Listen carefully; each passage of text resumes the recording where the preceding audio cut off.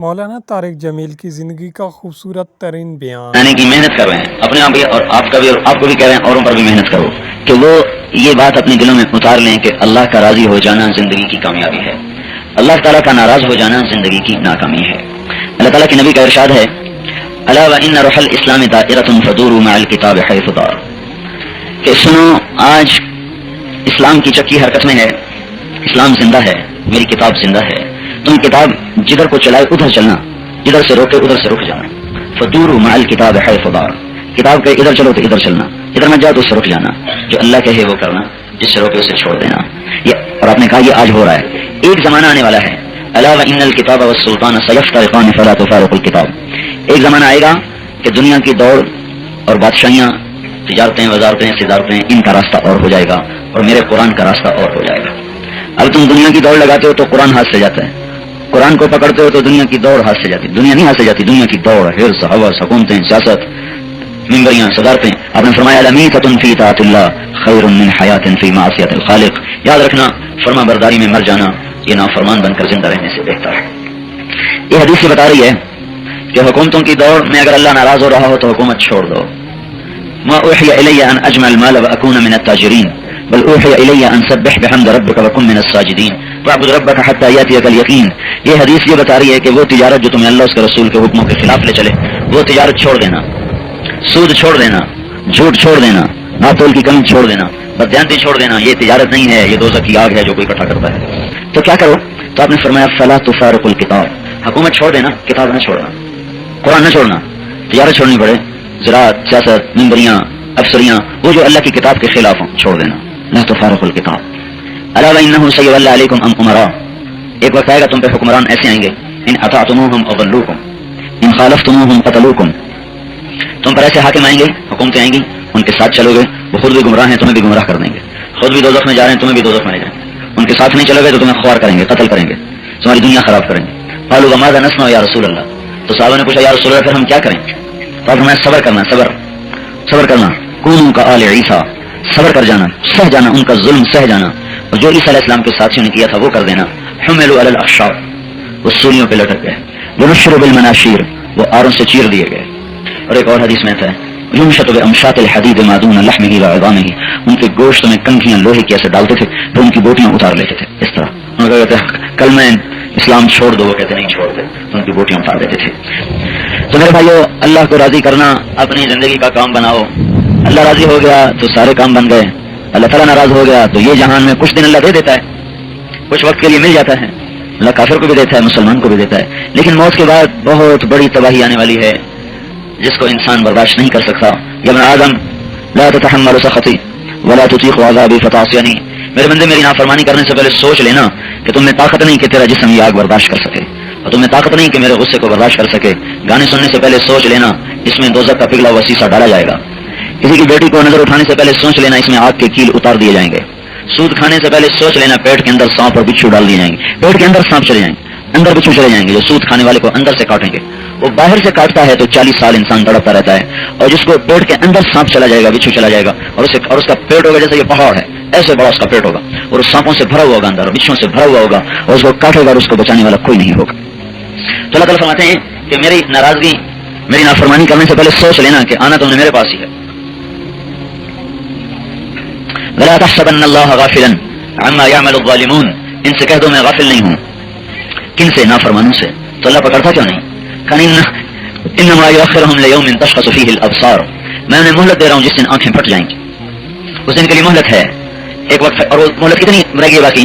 انہم یرونہ بعیدا ونراہ قریبا، یہ کہہ رہے ہیں ابھی بڑی دور ہے، ہم کہہ رہے ہیں قریب آ چکا ہے۔ ازفت الازفہ، وہ یوں سر پر آ چکا ہے۔ انذرہم یوم الازفہ، انذرہم یوم الحسرہ، ازفت الازفہ لیس لہا من دون اللہ کاشفہ، وہ وقت آ چکا ہے اور بہت زیادہ دور بھی نہیں ہے۔ ہمارے نبی نے کہا میں اور قیامت اس طرح بھیجے گئے ہیں، اس طرح بھیجے گئے ہیں، تو اس دن کے لیے اللہ مہلت دیتا ہے، اور نیک کا امتحان لیتا ہے، کافر کو مہلت دیتا ہے۔ ایک حدیث بڑے زمانے بعد یاد آئی، یقول البلاء کل یوم الی این اتوجہ یا ربی، مصیبت اللہ سے صبح اٹھتے ہی پوچھتی ہے یا اللہ میں آج کہاں جاؤں؟ تو اللہ کہتے ہیں اولی طاعتی الی احبائی و اولی طاعتی، جا دیکھ لے جو میرے دوست ہیں، میرے فرما بردار ہیں، ان کے گھر چلی جا۔ مصیبت کو اللہ کہہ رہے ہیں کیوں؟ ابلو بکی اخبارہم، دیکھوں گا پکے کے کچے، اختبر بکی صبرہم، ان کے صبر کا امتحان لوں گا، उमहसु बिकी ज़ुनूबहुम, उनके गुनाहों से उनको पाक कर दूंगा थोड़ी सी तकलीफ देकर। अरफ़अ बिकी दरजतहुम, उनके दर्जे जन्नत में बुलंद कर दूंगा। यक़ूलु रख़ाउ कुल्ल यौमिन, माल दौलत पूछता है या अल्लाह मैं कहाँ जाऊँ रोजाना सुबह। अल्लाह फरमाता है इला अअदाई व उली मासियती, जा मेरे दुश्मनों के घर चले जाओ। ये दुश्मनों के घर क्यों?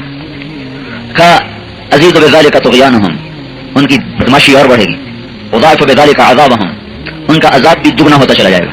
अक्सर बिका अला गफ़लतिहिम, उनकी गफलत बढ़ती चली जाएगी। वअज्जिलु लका बिहिम, और उनकी कोई अगर नेकी है तो उसका बदला उन्हें दुनिया में मिल जाएगा, आगे खत्म हो जाएंगे। लैसा लहुम फिल आखिरति इल्ला अन्नार, आगे दोज़ख की आग के सिवा उनके लिए कुछ बाकी नहीं बचेगा। तो ये अल्लाह का इम्तिहान का घर है भाइयों। यहाँ कभी अच्छे सूली पे लटका दिए जाते हैं और बुरों को तख्त दे दिया जाता है, कभी अच्छों को तख्त पे बैठा दिया जाता है, बुरों को लटका दिया जाता है। अल्लाह ताला बातिल को पकड़े और ईमान वालों को ऊंचा करे, इसका एक ज़ाब्ता अल्लाह ने बताया है। अंतुमुल आलौना इन कुंतुम मुमिनीन, ईमान अच्छा करो, अल्लाह को राजी करो। अल्लाह ताला फरमाता है तुम ही सबसे ऊंचे होगे। अल्लाह तुम्हें सबसे ऊंचा कर देगा कब? जब तुम्हारा ईमान ठीक हो जाएगा, जब तुम्हारा अमल ठीक हो जाएगा। जब तुम अल्लाह को राजी करोगे अल्लाह तुम्हें बुलंद कर देगा। वकाना हक्कन अलैना नस्रुल मुमिनीन, जब तुम ईमान वाले होगे तो मेरे जिम्मे होगा तुम्हारी मदद करना। वकज़ालिका नुंजिल मुमिनीन, जब तुम ईमान वाले होगे तो मैं इसी तरह तुम्हारी मदद करके दिखा दूंगा जैसे मैंने पहले की मदद की। तो भाइयों ये ज़हन सारी दुनिया का बने कि हमने अल्लाह को राजी करना है, तब जाकर हमारी दुनिया भी बनेगी और हमारी आखिरत भी बनेगी। हमारी दुनिया के बनने का रास्ता भी अल्लाह को राजी करना है, हमारी आखिरत के बनने का रास्ता भी अल्लाह पाक को राजी करना है। हमारे असबाब में कमी हो और अल्लाह की मदद शामिल हाल हो, मैदान हमारे हाथ में होगा। हमारे असबाब बहुत ज्यादा हों, अल्लाह हमसे नाराज हो, मैदान दुश्मन के हाथ में होगा। हम कमजोर हों, अल्लाह हमसे राजी हो, कामयाबियां हमें मिलेंगी। हम कवि हों, अल्लाह हमसे नाराज हो, कामयाबियां औरों को मिलेंगी। तो भाई अल्लाह पाक को राजी करना अपनी जिंदगी का मकसद बनाओ और अल्लाह ताला की रजा हजरत मोहम्मद सल्लल्लाहु अलैहि वसल्लम के मुबारक तरीकों में छुपी हुई है। जो हुजूर सल्लल्लाहु अलैहि वसल्लम की मुबारक जिंदगी को अपना लेगा अल्लाह से राजी हो जाएगा। देखो अल्लाह की नाराजी की निशानी, मैं अभी आ रहा था, रास्ते में देख रहा था पानी खत्म है, चश्मे खुश्क हैं, दरियाओं नालों का पानी थोड़ा थोड़ा चल रहा है, इतनी ऊंची बुलंदियां, इतने ऊंचे पहाड़ और बारिश न हो, ये तो ऐसा लग रहा है जैसे मैं अपने जिला मुल्तान में फिर रहा हूँ। इतनी धूप में तपिश, ये इस बात की निशानी है कि अल्लाह नाराज हो चुके हैं। अल्लाह ताला से मूसा अलैहिस्सलाम ने पूछा था अल्लाह तेरी नाराजगी की निशानी क्या है? तो अल्लाह ताला ने फरमाया था बारिश में रोक लेता हूँ जब वो मांगते हैं। उमतिरु अलैहिम इब्बाना हसादिहिम व अमनहु इब्बाना ज़रअहिम, मैं बारिश रोक लेता हूँ जब वो खेतियां पानी मांगते हैं, जब बंदे पानी मांगते हैं, और जब वो नहीं मांगते तो उन पर बरसानी शुरू कर देता हूँ। व अजअलुल मुल्का इला सुफहाइहिम, हुकूमत बेवकूफ लोगों को दे देता हूँ। वल माल इला बुखलाइहिम, पैसा कंजूसों बखीलों को दे देता हूँ, ना अपने ऊपर खर्च करते हैं ना किसी और पर खर्च करते। तो अल्लाह जब तो राजी होता है तो क्या करता है? जब तो खुश होता है तो क्या करता है? जब मैं खुश होता हूँ तो उमतिरु अलैहिम इब्बाना ज़रअहिम, जब उनकी खेतियां पानी मांगती हैं मैं पानी बरसाना शुरू कर देता हूँ। एक हदीस में रात को बरसाता हूँ, दिन में नहीं बरसाता ताकि दिन में कारोबार में तकलीफ न हो। अमनहु इब्बाना हसादिहिम, और जब उनकी खेतियां पक जाती हैं मैं बारिश बंद कर देता हूँ ताकि वो काट के घर ले आए। अजअलुल मुल्का इला हुलमाइहिम, मैं हुकूमत समझदार लोगों को देता हूँ। सिर्फ समझदार भी नहीं, वो समझदार भी होते हैं, दीनदार भी होते हैं, हलीम लोगों को जो अल्लाह से भी डरते हैं, अखलाक भी अच्छे होते हैं, इल्म वाले भी होते हैं, मसाइल को सुलझाना भी जानते हैं, लोगों की हमदर्दी भी जानते हैं, लोगों का दर्द अपना दर्द समझते हैं, ऐसों को हुकूमत देता हूँ। जब नाराज होता है तो उनको दे देता है जिनके दिल भेड़ियों से भी ज्यादा खूनखार होते हैं, जिनके मुंह को खून, बकरियों को खाते खाते कहीं आके भेड़िया रुकता है। लेकिन जब अल्लाह ताला इंसानों को सजा देता है तो उन पर ऐसे जालिम इंसानों को बैठा देता है। कुलूबुहुम कुलूबुज़्ज़िआब व अल्सिनतुहुम अहला मिन अस्सुक्र, उनकी ज़बानें मीठी होती हैं शहद की तरह और उनके दिल खूनखार होते हैं भेड़ियों की तरह। और जब खुश होता है तो फिर हुकूमत अहलों को देता है, समझदारों को देता है, हलीम को देता है, अल्लाह से डरने वालों के हाथ में लगाम देता है। ये लक्षणों से हुकूमत नहीं आती, अल्लाह के फैसले होते हैं। इसको लाओ, चंगेज खान ने जब समरकंद पर हमला किया, पहला शहर जो चंगेज खान ने फतह किया 610 हिजरी में, तो उसने कहा लोगों जिस अल्लाह को मानते हो उसी का भेजा हुआ अजाब आया हूँ, जिस अल्लाह को मानते हो उसी का अजाब आया हूँ। 40 साल में कुछ 60-70 शहर ऐसे जमीन से मिट गए जिसमें एक एक की आबादी 15 से 20 लाख, 5 लाख से 20 लाख थी। एक बगदाद में 15 लाख इंसान कत्ल किए गए, सिर्फ बगदाद शहर में 656 हिजरी में 15 लाख इंसान कत्ल हुए हैं। महमूद गजनवी के पास एक शख्स आया, कहा मेरे ऊपर जुल्म हो रहा है। कहा क्या हो रहा है? कहा आपका भांजा बहन का बेटा रात को आता है मेरी बीवी के साथ, वो ज्यादती करता है, मुझे घर से निकाल देता है, मेरी कोई सुनने वाला नहीं। तो महमूद गजनवी ने कहा तो मेरे पास पहले क्यों नहीं आया? और उसने सबसे पहरेदारों से कहा जब ये शख्स आए मुझे उसी वक्त खबर दी जाए, मुझे उसी वक्त बताया जाए। तीसरी रात थी कि वो शख्स आया रोता हुआ, महमूद को इत्तला की गई, उसी वक्त तेजी से हथियार सजा के निकला, सीधा उसके घर गया। तो नौजवान उसके घर में दाखिल था तो उसने जाती पहले चिराग बुझाया और एक तलवार के वार से उसका सर उड़ा दिया, फिर जमीन पे गिर गया। अगर वह हकायत नहीं तेरा सत्यानाश हो, पानी लिया भाग के। तो वो डर गया, पता नहीं क्या हुआ सुल्तान को, वो क्या भाग के पानी लाया, उसने पानी पिलाया, मैं कहा चिराग जलाओ। चिराग जलाया तो उसने लाश को देखा तो कहा अल्हम्दुलिल्लाह। तो इसने पूछा कि सुल्तान ये क्या किस्सा है? आपने चिराग बुझाया, कत्ल के बाद पानी मांगा, फिर अल्हम्दुलिल्लाह, ये क्या किस्सा है? तो सुल्तान महमूद ने कहा कि जिस दिन तो मेरे पास फरियाद लेकर आया था मैंने कसम खाई थी ना खाना खाऊंगा ना पानी पीऊंगा जब तक तेरी फरियाद को ना पहुंचाऊंगा। मैं 3 दिन से भूखा भी था, प्यासा भी था। اجعل الملک الہ علمائہ، اب تو خالی کہانیاں سنانے کے رہ گئے ہیں. جیسے ہم ویسے ہماری حکومتیں نے کیا گلا ہے. ہم چھوٹے ظالم اور بڑے ظالم، چھوٹے ظالم پہ بڑا ظالم ضرور آئے گا، ضرور آئے گا. اور چراغ میں نے اس لیے بجھایا کہ اگر میری بہن کا بیٹا ہے تو کہیں میں تلوار اپنی صحیح استعمال نہ کر سکوں اور رشتہ داری کی وجہ سے میرا ہاتھ نہ ہل جائے. اور الحمدللہ میں نے اس لیے کہی ہے کہ میرے خاندان کا ہی نہیں ہے، میری بہن کا بیٹا تو دور کی بات ہے، کوئی اور ہے جو میرا نام استعمال کر کے تجھ پر ظلم کر رہا تھا. جب اللہ خوش ہوتا ہے تو ایسے لوگوں کو حکومت دے دے. بھائیو اللہ کو مناؤ، اگر اپنا کام ٹھیک کرنا ہے اللہ کو مناؤ. یہ جا کے ایک ایک مسلمان کو بات سمجھانی، یہ ہے تبلیغ کا کام. اور اللہ کا راضی ہونا بڑا آسان، حضرت محمد صلی اللہ علیہ وسلم کا مبارک طریقہ آ جائے، مردوں میں آ جائے، عورتوں میں آ جائے، بادشاہوں میں آ جائے، وزیروں میں آ جائے، سیاستدانوں میں آ جائے، حکمرانوں میں آ جائے، تاجروں میں آ جائے، زمینداروں میں آ جائے، حضور کے طریقے والی تجارت ہو. اسلام اور بخل کا کوئی جوڑ نہیں، اسلام اور ظلم کا کوئی جوڑ نہیں. سود لینے والا اس لیے اللہ اس کے خلاف اعلان جنگ کرتا ہے. دیکھو نماز چھوڑنا بڑا گناہ ہے، سود کھانا نماز چھوڑنے کے مقابلے میں چھوٹا گناہ ہے. قتل کرنا بڑا گناہ ہے اور سود کھانا اس کے مقابلے میں چھوٹا گناہ ہے. زنا کرنا بڑا گناہ ہے. لواطت اتنا بڑا گناہ ہے کہ جب مرد سے شہوت پوری کرتا ہے تو یہ پہاڑ کانپنے لگتے ہیں کہ اب عذاب آیا، اب عذاب آیا. اور فرشتے ڈر کے آسمانوں پہ چلے جاتے ہیں کہ اب اس بستی کو اللہ کے عذاب سے کوئی نہیں بچا سکتا. سود کے خلاف اللہ کا اعلان جنگ ہے. سود کے خلاف اس لیے اعلان جنگ ہے کہ اللہ کے بندوں کا اس میں خون چوس لیا جاتا ہے اور اللہ کو اپنے بندوں سے پیار ہے. زنا کیا دو اس میں، لواطت میں 2 آئے، جھوٹ میں ایک شخص نے جھوٹ بولا، ماں باپ کی نافرمانی ایک نے کی، نماز نہیں پڑھی ایک نے، روزہ نہیں رکھا ایک نے، قتل کیا ایک نے. جو سود کھانے والا ہوتا ہے وہ ہزاروں گھروں کے چراغ بجھا دیتا ہے، وہ ہزاروں کے بیٹوں کے منہ سے نوالے چھین لیتا ہے. اس لیے اللہ کا اعلان جنگ ہے ان کے خلاف. تو تجارت تو ہو پر حضور والے طریقے کی ہو. حضور والے طریقے کی تجارت کیا ہے؟ اپنے نفع کے ساتھ مسلکن، گاہ کی خیر خائی بھی مانگو، گاہ کی بھی خیر خائی چاہو. جریر ابن عبداللہ رضی اللہ تعالیٰ عنہ نے گھوڑا خریدا، نوکر سے کا خرید کے لا، وہ لے کے آیا. جب 300 روپئے میں سودا ہو گیا، جب گھوڑے کو دیکھا تو گھوڑا مہنگا تھا، مالک کو خود پتہ نہیں اپنی چیز کی قیمت کا. تو وہ مالک سے کہنے لگے تیرے گھوڑے کے 400 روپئے تجھے دے دوں، 400 درہم. کہنے لگا بڑی اچھی بات. کہا اگر 500 کر دوں، کہیں اس سے بھی اچھی بات ہے. کہا 600 کر دوں، کہیں اس سے بھی اچھی بات ہے. کہا 700 کر دوں. وہ اب جو بیچنے والا تھا وہ چکر میں پڑ گیا کہ یہ کیا ہو رہا ہے. کبھی خریدار نے بھی قیمت بڑھائی، یہ جو دکاندار بیٹھے ہیں کبھی انہوں نے بھی سودا دیتے ہوئے یہ کیا کرتے ہیں قیمت بڑھاتے ہیں، اور جو لینے والا تھا وہ کیا کرتا ہے وہ قیمت گھٹاتا ہے. گھٹاؤ وہ کہتا نہیں، گھٹاؤ وہ کہتا نہیں. یا الٹا ہو رہا ہے، خریدنے والا قیمت بڑھا رہا ہے، بیچنے والا حیران ہو کے سن رہا ہے. پھر کہنے لگا 800 دے دوں، کہنے لگا میں تو 300 پہ بھی راضی تھا. کہنے لگا 800 دے دو، گھوڑا رکھ لو. تو چلے گیا تو ان کے نوکر نے کہا غلام نے یہ کیا کیا، میں تو 300 میں پکا سودا کر کے آیا، یہ 500 کی خوشی میں دیے ہیں. ارشاد فرمایا اس کا گھوڑا 800 کا تھا، میں 300 میں رکھ کے اللہ کو کیا جواب دیتا. جبکہ میں نے اللہ کے نبی کے ساتھ وعدہ کیا تھا جب تک زندہ رہوں گا مسلمان کی خیر خواہی چاہوں گا. تو یہ تجارت بٹل میں ہو رہی ہے، بڈگرام میں ہو رہی ہے، شنکاری میں ہو رہی ہے، مانسرا میں ہو رہی ہے، پورے پاکستان میں کوئی یہ تجارت کر رہا ہے. آنے والے کی خیر خواہی چاہنا، یہ وہ تاجر ہے جس کا حشر اللہ کے نبی کے ساتھ ہوگا، صدیقین اور شہداء کے ساتھ ہوگا. تو ہر مسلمان حضرت محمد صلی اللہ علیہ وسلم والے طریقے کو اپنا کر چلے. اس کو لے کر دنیا میں پھرنا، یہ ہے میرے بھائیو اس امت کی اضافی ذمہ داری جو اللہ تعالیٰ نے اس کو عطا فرمائی ہے کہ ہم اگر اللہ کی مدد کو لینا چاہتے ہیں تو اس کے لیے طریقہ حضور پاک صلی اللہ علیہ وسلم کا ضروری ہے. سب سے پہلا مارکا جس نے حق کو باطل ٹکرایا وہ بدر ہے. بدر اسلام کا ایک بنیادی ایک سنگ میل ہے، سنگ میل جہاں سے اسلام کی تاریخ بنی. ایک طرف پوری مسلح فوج کھڑی ہوئی ہے، 1000 آدمی ہیں جن میں 300 گھوڑ سوار ہیں، 700 تلوار والے ہیں، باقی نیزے والے ہیں. ادھر کون کھڑے ہیں؟ 313 آدمی کھڑے ہیں. یہ 313 بغیر تیاری کے نکلے ہیں، لڑائی کے ارادے سے نہ ذہنی طور پہ تیار ہیں نہ ہتھیار ہیں. سارے لشکر میں 8 تلواریں، 700 تلوار اور 8 تلوار کیا مقابلے؟ 300 گھوڑ سوار 2 گھوڑ سوار کیا مقابلہ ہے؟ 60 اونٹنیاں. یہ کل سامان جنگ ہے بدر کی لڑائی کا، کل سامان جنگ. اور 1000 مسلح ہے اس زمانے کے سارے ہتھیاروں کے ساتھ. اور اللہ تعالیٰ کا نبی سجدے میں پڑا ہوا ہے ان تہلک هذه العصابة فلن تعبد، ان کو تو نے مار دیا تو پھر تیرا نام لینے والا کوئی نہیں رہے گا. یہ الفاظ بدر کے صحابہ کی عظمت کو بتاتے ہیں کہ اللہ کا نبی ان کو اتنا اونچا مقام دے رہا ہے کہ اگر یہ مٹ گیا تو پھر تیرا نام بھی دنیا سے مٹ جائے گا. یہ ایسے بنیادی لوگ تھے. اور اس دن جو روئے ہیں اور اللہ سے مانگا ہے کچھ بھی نہیں ہاتھ میں، اور ادھر سب نے بھی مانگا استغیثون ربکم فاستجاب لکم، سب مانگ رہے یا اللہ تو ہی کرے گا تو ہی کرے گا. تو اللہ تعالیٰ نے کہا لبیک، اللہ نے کہا لبیک انی ممدکم بألف من الملائکۃ مردفین، میرے 1000 فرشتے آ رہے ہیں. کافر 1000 فرشتے بھی 1000. دوسری مدد آئی ہے. ہاں ایک بات سمجھائی، فرشتوں کو نہ سمجھنا کہ فرشتوں سے کام ہوتا ہے، کام اللہ ہی کرتا ہے. ومن نصر الا من عند اللہ، کام اللہ ہی بناتا ہے. دوسری مدد آئی اذ یغشیکم النعاس امنۃ منہ، اللہ نے نیند دے دی، سب سو گئے، تھکے ہوئے تو سو گئے، تھکاوٹ دور ہو. یہ کیا چھوڑ دو بھائی. تو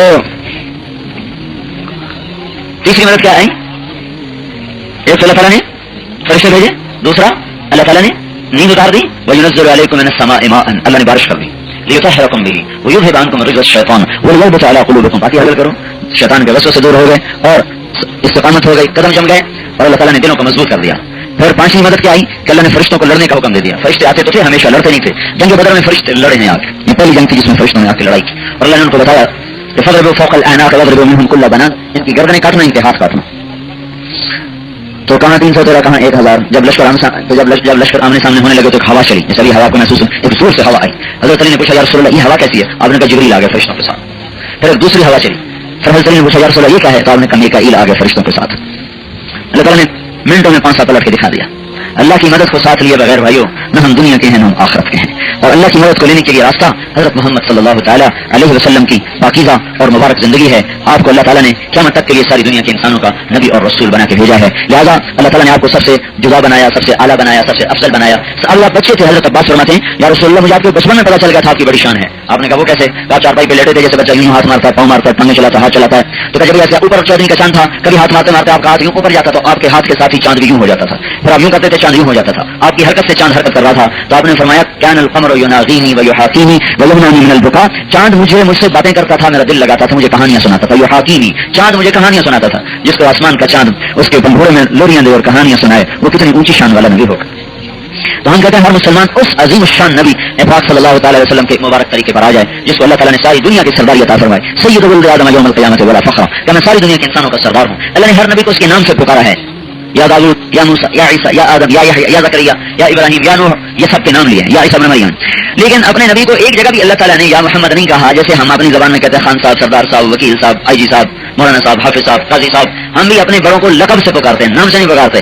اللہ نے اور نبیوں کو نام سے پکارا, اپنے نبی کو ایک جگہ بھی یا محمد نہیں کہا, بلکہ ہر جگہ کا اے میرے نبی, اے میرے رسول, اے مزمل, اے مدثر. یہ اللہ تعالیٰ نے آپ کو عزت کے ساتھ پکارا ہے. پھر بعض لوگ آ کر کہتے ہیں یا محمد, اللہ تعالیٰ نے ڈانٹ پلائی, کوئی میرے نبی کا نام نہ لے. لا تجعلوا دعاء الرسول بینکم کدعاء بعضکم بعضا, تم میں سے کوئی بھی میرے نبی کا نام نہ لیا کرے, بلکہ ہمیشہ اس کو اس کے مبارک لقب سے پکارے. یا رسول اللہ کہو, یا نبی اللہ کہو, نام نہیں لے سکتے. یہ اللہ نے احترام دیا اپنے نبی کا, اور ہم تو اس سے زیادہ حقدار ہیں کہ اپنے نبی کی عزت کریں اور اس کے طریقوں پر چلیں. حضرت محمد صلی اللہ علیہ وسلم کی عزت والی زندگی کو اپناؤ, اس کی مبارک سنت اور طریقوں کو اپناؤ. اللہ تعالیٰ نے اس کو قیامت تک کے لیے نبی بنایا ہے. اور پتھر بھی آپ کے پاس, آپ پتھر کے پاس سے بھی گزرتے تھے تو پتھر بھی کہتا تھا السلام علیکم یا رسول اللہ. پتھروں کو بھی پتا چلتا تھا کہ یہ اللہ کا رسول ہے.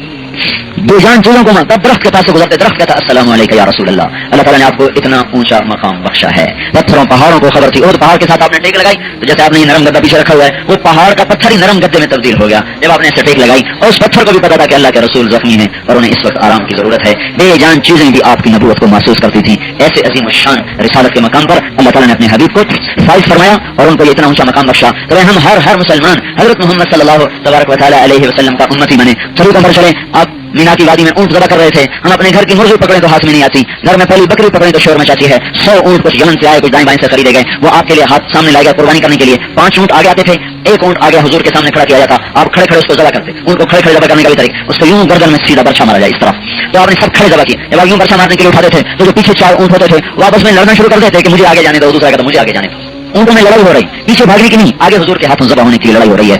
دیکھ رہے ہیں کہ جان جا رہی ہے, پھر بھی آگے بڑھ کر اللہ کے نبی کے ہاتھوں ذبح ہونا چاہتے ہیں. یہ بے زبان جانوروں کی محبت تھی اللہ تعالیٰ کے رسول کے ساتھ. ہم سب تو روح والے, ایمان والے, بولنے والے, عقل والے, ہم اگر اللہ کے رسول سے محبت نہ کریں تو بہت بڑی ذاتی اور بہت بڑا ظلم ہے. اس لیے میرے بھائیوں, ہم ہر حضرت محمد صلی اللہ تبارک و تعالیٰ علیہ وسلم کی مبارک پاکیزہ زندگی کو اپنی زندگی بنائیں, اور آپ ایسے آسان طریقے لے کر آئے کہ غریب بھی اسے اپنا سکتا ہے, مالدار بھی اپنا سکتا ہے. ایک شخص عرض کرتا ہے یا رسول اللہ میں چاہتا ہوں میری عزت سب سے زیادہ ہو جائے. کون نہیں چاہتا کہ اس کی عزت ہو, اس کا مقام ہو.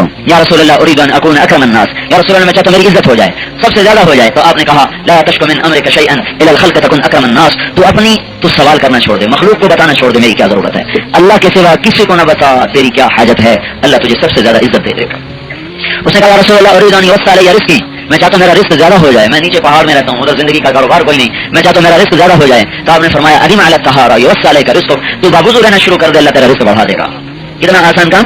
ان کا یا رسول اللہ اريد ان اكون اقوى الناس, میں چاہتا ہوں سب سے زیادہ طاقتور بن جاؤں. آپ نے کہا توکل علی اللہ تكن اقوى الناس, تو توکل سیکھ لے سب سے بڑا طاقتور بن جائے گا. اس نے کہا یا رسول اللہ میں چاہتا ہوں اريد ان اكون اغنى الناس, سب سے زیادہ مالدار ہو جاؤں. آپ نے فرمایا کن قانعا تكن اغنى الناس, تو قناعت اختیار کر لے سب سے بڑا غنی بن جائے گا. اس نے کہا یا رسول اللہ اريد ان اكون اعلم الناس, میں چاہتا ہوں سب سے زیادہ علم والا بن جاؤں. آپ نے کہا اتق اللہ تكن اعلم الناس, تو تقوی اختیار کر لے سب سے بڑا عالم بن جائے گا. اس نے کہا یا رسول اللہ اريد ان اكون اخص الناس, میں چاہتا ہوں میری خصوصیت قائم ہو جائے, یہ خصوصی آدمی خواص, یا رسول اللہ میں خواص بن جاؤں. خصوصی آدمی بن جاؤ اللہ کے دربار میں. آپ نے کہا اکثر من ذکر اللہ تکن من اخص الناس, اللہ کا ذکر کثرت سے کر, اللہ تجھے اپنے دربار میں خصوصیت نصیب فرما دے گا. انہوں نے کہا رسول اللہ اريد ان تستجاب دعوتی, میں چاہتا ہوں میری دعائیں قبول ہوں. آپ نے کہا اجتنب من اکل الحرام تستجاب دعوتک, تو حرام کھانا چھوڑ دے اللہ تیری ہر دعا قبول کرے. اس نے کہا رسول اللہ اريد ان يكمل ایمانی, یا رسول اللہ میں چاہتا ہوں میرا ایمان سب سے بلند ہو, کامل ہو جائے. آپ نے کہا حسن خلقک يكمل ایمانک, اپنے اخلاق اچھے کر لے تیرا ایمان مکمل ہو جائے گا. ایمان کا کمال کیا ہے؟ اچھے اخلاق. اچھے اخلاق کیا ہیں؟ تصل من قطعک, جو آپ سے توڑے اس سے جوڑو. اچھے اخلاق کیا ہیں؟ وتعطي من حرمک, جو آپ کا حق چھینے آپ اس کو اس کا حق ادا کرو. اچھے اخلاق کیا ہیں؟ تعفو عن من ظلمک, جو آپ پر ظلم کرے آپ اسے معاف کر دیں. یہ 3 کام جو کرے گا اللہ کا نبی فرماتا ہے جنت الفردوس میں اس سے گھر لے لیں. ہمارا معاف کرنے کا رواج نہیں بھائی. اپنے بچوں کو معاف کرنا سکھاؤ, اپنے بچوں کو تواضع سکھاؤ, خود بھی معاف کرنا سیکھو, جو منہ پھیرے سے سلام کرنا سیکھو, جو آپ کے کسی